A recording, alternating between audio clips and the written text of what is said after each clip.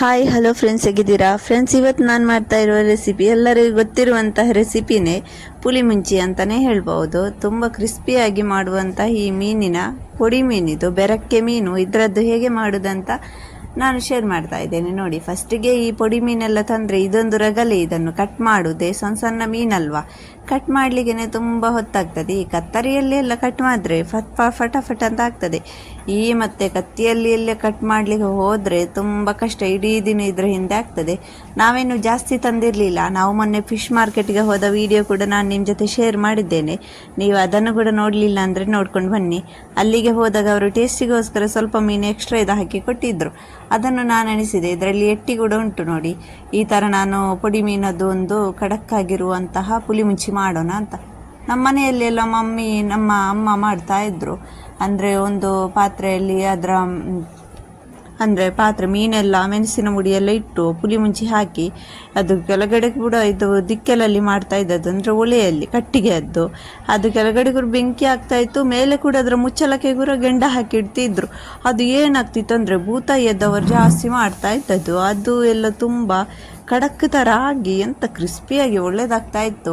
ಇವತ್ತು ಅದು ನೆನಪಾದಾಗ ನಾನು ಅದೇ ಥರ ಮಾಡೋಣ ಅಂತ ನಾನು ಕೂಡ ಆ ರೆಸಿಪಿಯನ್ನು ಮಾಡ್ತಾ ಇದ್ದೇನೆ. ನಿಮ್ಮ ಮನೆಯಲ್ಲಿ ಕೂಡ ನೀವು ಈ ಥರ ಮಾಡ್ತೀರಾ? ನಿಮಗೂ ಇಷ್ಟ ಅಂತ ಕಮೆಂಟ್ ಮಾಡಿ. ಹಾಗೂ ನನ್ನ ಚಾನಲ್ಗೆ ಇಷ್ಟರವರೆಗೆ ನೀವು ಸಬ್ಸ್ಕ್ರೈಬ್ ಮಾಡಿದ್ರೆ ನನ್ನ ವಿಡಿಯೋ ನೋಡ್ತಿದ್ದೀರಾ ಅಂದರೆ ದಯವಿಟ್ಟು ಫ್ರೆಂಡ್ಸ್ ಒಂದು ಸಬ್ಸ್ಕ್ರೈಬ್ ಮಾಡಿಬಿಡಿ, ಲೈಕ್ ಕೂಡ ಮಾಡಿ, ಶೇರ್ ಕೂಡ ಮಾಡಿ ನಿಮ್ಮ ಮೀನು ಪ್ರಿಯರಿಗೆ. ನಮ್ಮ ಮನೆಯಲ್ಲಿ ಒಂದು ನಮ್ಮ ಅಮ್ಮ ಎಲ್ಲ ತುಂಬಾ ಮಾಡ್ತಾಯಿದ್ರು, ಈ ಥರ ಒಲೆಯಲ್ಲೇ ಮಾಡ್ತಾ ಇದ್ದದ್ದು. ಈಗೆಲ್ಲ ಗ್ಯಾಸ್ ಎಲ್ಲ ಉಂಟು ನೋಡಿ. ಫಸ್ಟಿಗೆ ನಾವೆಲ್ಲ ಸಣ್ಣವರಿರುವಾಗ ಎಲ್ಲಿ ಗ್ಯಾಸ್ ಎಲ್ಲ ಜಾಸ್ತಿ ಯೂಸ್ ಮಾಡ್ತಾಯಿದ್ರು. ಈ ಥರವೇ ಅಲ್ವಾ, ಗೆಂಡದಲ್ಲಿಯೇ ಮೇಲೆ ಅದರ ಮೇಲೆ ಮುಚ್ಚಳ ಇಡೋದು, ಮೇಲೆ ಕೂಡ ಗೆಂಡ ಹಾಕೋದು, ಹಾಗೂ ಕೆಳಗಿಂದ ಒಲೆಯಿಂದನೂ ಗೆಂಡದಲ್ಲಿ ಬಿಟ್ಟು ಬಿಡೋದು. ಅದು ಒಂಥರ ಎಂಥ ಗಂಜಿ ಜೊತೆ ಎಲ್ಲ ಆಗ ಅಷ್ಟು ಗೊತ್ತಾಗಲಿ. ಈಗ ದೊಡ್ಡವರಾದಮೇಲೆ ಎಲ್ಲ ದೂರ ಬಂದ ಮೇಲೆ ಅದರ ಟೇಸ್ಟ್ ಎಲ್ಲ ನೆನಪಾಗ್ತದೆ ತುಂಬಾ.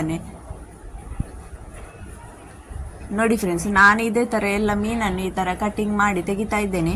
ಇದರಲ್ಲಿ ಯಾವ ಮೀನು ಅಂತ ಗೊತ್ತಾಗ್ತಾ ಇಲ್ಲ ನನಗೆ. ಒಂದು ಭೂತಾಯಿ, ಕಿಂಜಿ ಭೂತಾಯಿ ಅಂತ ಅನಿಸ್ತದೆ, ಸಣ್ಣದುಂಟು ನೋಡಬೇಕು. ಈಗ ಎಟ್ಟಿಯದ್ದು ಕೂಡ ಒಂದು 2 ಎಟ್ಟಿ ಕೂಡ ಹಾಕಿದ್ದಾರೆ ನೋಡಿ. ಈ ಥರ ಇದನ್ನು ಕೂಡ ಕ್ಲೀನ್ ಮಾಡ್ತೇನೆ.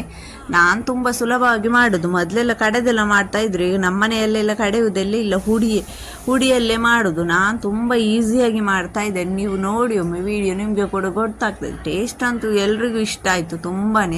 ಈ ಥರನೇ ಇನ್ನು ಮೀನು ತಂದರೆ ಇದೇ ಥರ ಮೀನು ತರಬೇಕು, ಈ ಥರ ಮಾಡಬೇಕು ಅಂತ ಎಲ್ಲರೂ ತುಂಬ ನನ್ನ ಅತ್ತೆ ಎಲ್ಲ ಹೇಳ್ತಾಯಿದ್ರು. ಅಷ್ಟೊಂದು ಇಷ್ಟ ಆಯಿತು ಅವರಿಗೆಲ್ಲ.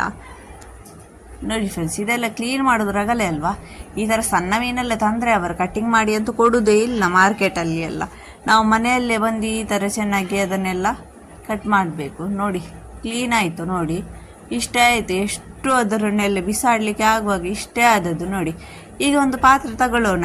ತುಂಬ ಉದ್ದ ಆಯಿತು ಅಂತ ಅನಿಸ್ತದಲ್ವಾ ಫ್ರೆಂಡ್ಸ್, ಇದು ಕ್ಲೀನ್ ಮಾಡೋದನ್ನೇ ತೋರಿಸಿ ವಿಡಿಯೋ. ಈಗ ಒಂದು ಪಾತ್ರೆ ತಗೊಳ್ಳೋಣ, ಅದಕ್ಕೆ ಸ್ವಲ್ಪ ಎಣ್ಣೆ ಹಾಕ್ತಾ ಇದ್ದೇನೆ. ತೆಂಗಿನ ಎಣ್ಣೆ ಇದ್ದರೆ ತೆಂಗಿನ ಎಣ್ಣೆ ಹಾಕಿ. ನಾನಿಲ್ಲಿ ತೆಂಗಿನ ಎಣ್ಣೆ ಯೂಸ್ ಮಾಡುವುದಲ್ಲ, ನಮ್ಮ ಇಲ್ಲಿ ಎಲ್ಲ ಅದೇ ಸನ್ಫ್ಲವರ್ ಯೂಸ್ ಮಾಡೋದು ನೋಡಿ. ಈಗ ಅದಕ್ಕೆ ಸ್ವಲ್ಪ ಕರಿಬೇವು ಸೊಪ್ಪು, ಜೀರಿಗೆ, ಹಾಗೂ ಇಲ್ಲಿ ಶುಂಠಿ ಬೆಳ್ಳುಳ್ಳಿ ಅದು ಸ್ವಲ್ಪನೇ ಪೇಸ್ಟ್, ಜಾಸ್ತಿ ಹಾಕಬಾರ್ದು. ಇದು ಸ್ವಲ್ಪ ಎಣ್ಣೆಯಲ್ಲಿ ಈ ಥರ ಫ್ರೈ ಮಾಡಿದರೆ ಸಾಕು, ಇಲ್ಲಾಂದರೆ ಕರಿದೋಗ್ತದಲ್ಲ, ಟೇಸ್ಟ್ ಎಲ್ಲ ಕೈ ಇರ್ತದೆ. ಅದಕ್ಕೋಸ್ಕರ ಸ್ವಲ್ಪ ಪರಿಮಳ ಬರುವ ತನಕ ಈ ಥರ ಫ್ರೈ ಮಾಡಿ. ಆಗ ಫಟ್ ಅಂತ ಬೇಗನೆ ಒಂದು ಅರಿಶಿನ ಹುಡಿ, ಮೆಣಸಿನ ಹುಡಿ ಹಾಕಬೇಕು ಎಣ್ಣೆಗೆನೆ. ಬೇಗ ಹಾಕಿ ಅದನ್ನು ತುಂಬ ಹೊತ್ತು ಈ ಥರ ಫ್ರೈ ಮಾಡಬಾರ್ದು. 2 ನಿಮಿಷ ಹೀಗೆ ಚಮಚವನ್ನು ಈ ಥರ ತಿರುಗಿಸಿ ಬೇಗ ನೀರು ಹಾಕಬೇಕು ಸ್ವಲ್ಪ, ಇಲ್ಲಾದರೆ ಕರಿದೋಗ್ತದಂತೆ, ಕಹಿ ಆಗ್ತದೆ. ಮತ್ತು ನೀವು ಹೇಳ್ಬೋದು ಎಂಥ ರೆಸಿಪಿ ಶೇರ್ ಮಾಡಿದ್ದಾರೆ, ಇದು ಎಂಥ ಎಲ್ಲ ಕರಿದೋಗಿದೆ ಮೆಣಸಿನ ಹುಡಿ ಅಂತ. ನೋಡಿ, ನೀವು ಮಾಡುವಾಗ ಕರೆಕ್ಟಾಗಿ ಮಾಡಿ. ಈಗ ನೋಡಿ, ಈ ಮೀನನ್ನು ಹಾಕಿ, ಮೀನು ಬೇಯುವುದಕ್ಕಿಂತ ಮುಂಚೆನೇ ಒಮ್ಮೆ ಮಿಕ್ಸ್ ಮಾಡಬೇಕು. ಬೇಯ್ದ ಮೇಲೆ ಮಿಕ್ಸ್ ಮಾಡಿದ್ರೆಲ್ಲ ಹುಡಿ ಆಗ್ತದೆ, ಗುಜ್ಜದ ಥರ. ನೋಡಿ, ನನ್ನ ಚಾನಲಲ್ಲಿ ಗುಜ್ಜದ್ದು ಕೂಡ ರೆಸಿಪಿ ಉಂಟು ನೋಡಿ, ಮೊನ್ನೆ ನಾನು ಶೇರ್ ಮಾಡಿದ್ದೇನೆ, ಅದು ಕೂಡ ನೋಡಿ ಆಯಿತಾ ಹೋಗಿ. ಗುಜ್ಜೆ ಹೇಳುವಾಗ ಅದು ಕೂಡ ನೆನಪಾಯಿತು. ಈಗ ಇದಕ್ಕೆ ರುಚಿಗೆ ತಕ್ಕಷ್ಟು ಉಪ್ಪು ಹಾಕ್ತಾ ಇದ್ದೇನೆ. ನಾನು ಹುಳಿ ಏನು ಆಗ್ತಾ ಇಲ್ಲ, ನಿಮಗೆ ಬೇಕಂದರೆ ಸ್ವಲ್ಪ ಹುಳಿ ಕೂಡ ಆಗ್ಬೋದು.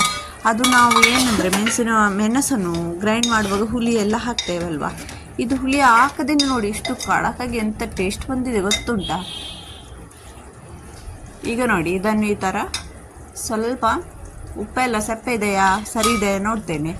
ಈಗ ಇದನ್ನು ಗ್ಯಾಸಲ್ಲಿ ಇದೇ ಥರ ಮುಚ್ಚಳ ಇಟ್ಟು ಬಿಡ್ತೇನೆ. ಇದೆಲ್ಲ ಅಲ್ಲಿಗೆ ಆರಬೇಕು ನೋಡಿ. ಈ ಥರ ಎಷ್ಟು ಚೆನ್ನಾಗಿ ಆರಿದೆ, ಎಷ್ಟು ಚೆನ್ನಾಗಿದೆ ಗೊತ್ತುಂಟ, ಪಟಾಪಟ್ ಅಂತ ಆಗಿದೆ, ಏನು ಕಷ್ಟ ಇಲ್ಲ ಮಾಡಲಿಕ್ಕೆ. ಈ ಥರ ಬೂತಾಯಿ ಎಲ್ಲ ಮಾಡಿದರೆ ನೀವು ಹೊಟ್ಟೆ ತುಂಬ ಊಟ ಮಾಡ್ಬೋದಲ್ಲ ಫ್ರೆಂಡ್ಸ್. ನಿಮಗೆ ನನ್ನ ಈ ಒಂದು ಸಣ್ಣ ವೀಡಿಯೋ ಹೇಗೆ ಅನಿಸುತ್ತೆ ಅಂತ ನೀವು ನನಗೆ ಕಮೆಂಟ್ ಮಾಡಿ. ನಿಮಗೂ ಕೂಡ ನನ್ನ ಈ ರೆಸಿಪಿ ಇಷ್ಟವಾಗಿರ್ಬೋದು ಅಂತ ಅನಿಸ್ತೇನೆ. ನನಗೆ ಅಮ್ಮ ಎಲ್ಲ ಮಾಡೋ ಥರ ಮಾಡಲಿಕ್ಕೆ ಅಷ್ಟೇನು ಪರ್ಫೆಕ್ಟಾಗಿ ಬರೋದಿಲ್ಲ. ನಾನು ಈ ಥರ ನನ್ನ ರೆಸಿಪಿಯಲ್ಲಿ ಮಾಡಿದ್ದು ಕೂಡ ತುಂಬ ಚೆನ್ನಾಗಿದೆ. ನನ್ನ ಅಂದಾಜಲ್ಲಿ ಒಂದು ಮಾಡಿದ್ದು ನೋಡಿ. ಓಕೆ ಫ್ರೆಂಡ್ಸ್, ನಾನು ಇನ್ನೊಮ್ಮೆ ಸಿಗ್ತೇನೆ ನಿಮಗೆ ಇನ್ನೊಂದು ವೀಡಿಯೋದಲ್ಲಿ. ಅಲ್ಲಿ ತನಕ ಟಾಟಾ ಬೈ, ಟೇಕ್ ಕೇರ್. ನೀವು ಕೂಡ ಟ್ರೈ ಮಾಡಿ.